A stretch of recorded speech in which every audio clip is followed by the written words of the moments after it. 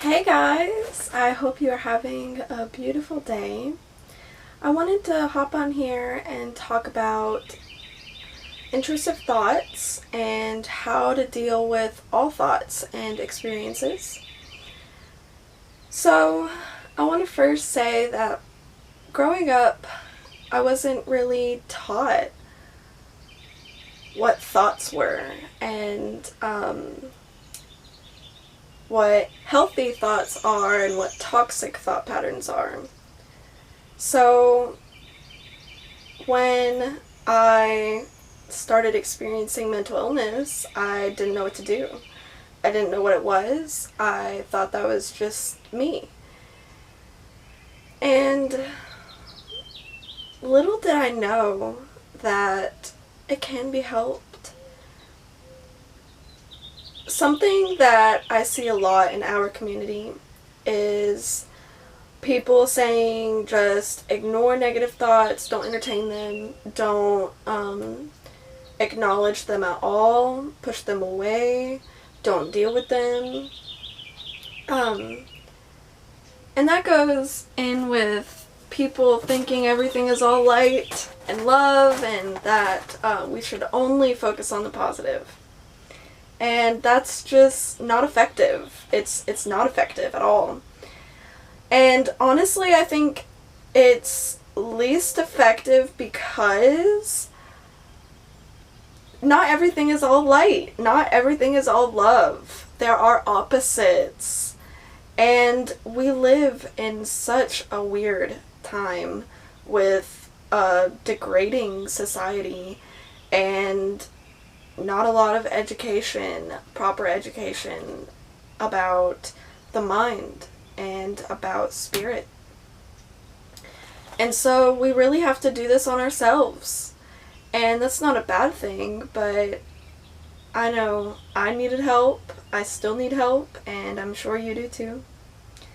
So that's why I'm making this video, to share my personal experiences. So, I have depression and anxiety. I've had this probably my whole life. I dealt with abusive parents, abusive father, and domestic violence from boyfriends, and drug abuse, and anorexia, and self-harm, suicidal tendencies and attempts. But through me experiencing everything I went through, I never once even thought about looking at my thoughts. I never thought, oh, maybe I should kind of organize my mind or just take everything with a grain of salt that goes on in my head.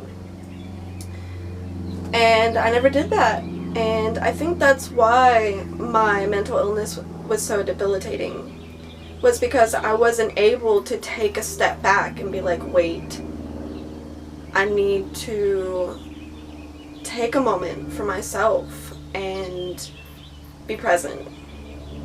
And so that's where my spirituality comes in. I started meditating when I was 16, 17 years old, and I started realizing that I could actually slow down my thoughts. I used to have tsunamis of intrusive thoughts and debilitating days where I could not breathe because my thoughts were so overwhelming, and that would cause my experiences in my life to be really overwhelming as well. And so when I started to realize that I could slow down my thoughts, it got easier over time. It's been 4 years since I started meditating and doing this, and I'm still dealing with having to really slow down my thoughts. With a brain imbalance that is like mine, I can't just heal myself. I won't ever probably be fully and completely healed from mental illness. I think it will probably take lifetimes of healing for me to actually move on from that cycle. But for now, while I'm right here, I meditate and I contemplate a lot. I like to sit in a rocking chair and just allow anything to come up. Honestly, that is what has helped me the most, is allowing thoughts to come up and be. So imagine just sitting in the grass and you look up at the sky and it's really blue, but there are clouds. There are a lot of clouds. Not too many to cover up the whole sky, but there are clouds. And from day to day, the size and amount of clouds waxes and wanes, and so clouds move by and you're just sitting in the grass looking up at the sky and you just notice the clouds. You just notice them. You don't stare at them. You don't try to control them. You don't try to analyze the clouds. You just look at them. Say, wow. And let them pass. And the blue sky isn't tinged because of the clouds. Your true self is not tinged because of your thoughts. Your divine presence within yourself has nothing to do with your thoughts. Thoughts in and of themselves are separate from humans, from us, because we are not thoughts. Thoughts are merely guests in our consciousness. We are here and we experience thoughts because of the thought plane. We cannot necessarily control our thoughts, but we can learn to live with them and sift through them. And the easiest thing for me has been to just watch my thoughts go by in my head like clouds in the sky. And so whenever I have a thought of hurting myself or breaking out in rage, I just watch it go by and say, yeah, that's there. It's not gonna not be there because I force it to not be there, because I can't do that. I've tried and it didn't work. It made it worse. It's just gonna be there and it floats on by and I get better. A lot of issues come up when people dive into these thoughts and they get surrounded by the negativity in this thought, and this thought becomes a feeling in their body, and then they can't stop it anymore. They can't just let it pass by. It is overwhelming and controlling, and you no longer have control over yourself, and you spiral. I've done that more times than I can count. And the thing is to just notice within myself where it originates from. And that's really important, as like, if I am arguing with somebody, when do I start to get that feeling? When do I get that thought that comes in and is intrusive and won't leave and then takes control of me? And so I notice how I am in that moment, and what I'm trying to do going forward is take a really deep breath and get some air if I need to, and take a minute and say, I need to slow down, and actually like sit down and just breathe for a minute, center myself. Even just 3 deep breaths is enough to help be like, okay, let's just slow down. And so when you take just 3 deep breaths, your mind immediately starts to slow down. And that is something that's really important. We don't want our mind to stop thinking. Our mind is never going to stop thinking. It's literally what it's made to do. The negative aspect, we're just going to have to live with and deal with, and it'll get better over time, of course. But we have to practice. We have to put the work in. We have to sit with ourselves. We have to meditate. If you think that meditation is not right for you, there are other ways like yoga, tai chi, and journaling, drawing, art. There are other ways to sort through yourself, to sort through your thoughts, your mind, your ego, your personality, your beliefs. These are all things that are worth going through, because when we go through and sort ourselves out, we are able to distinguish between overreacting, reacting normally to something, underreacting, and being able to consciously stay present in difficult moments. If we just don't do anything for ourselves and we just go about our day not actually consciously looking at ourselves, then it's going to take a long, long time for us to get better. Looking at ourselves and being consciously aware of our actions and our behaviors, our patterns and cycles, it takes a lot of work. It takes so much work. I am 4 years in and I've got mountains to go.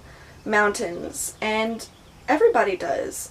We are in a society that openly brainwashes its people, openly lies in schools and in society and media, all of it. It's lies and brainwashing and making us be conditioned to be something that we're not.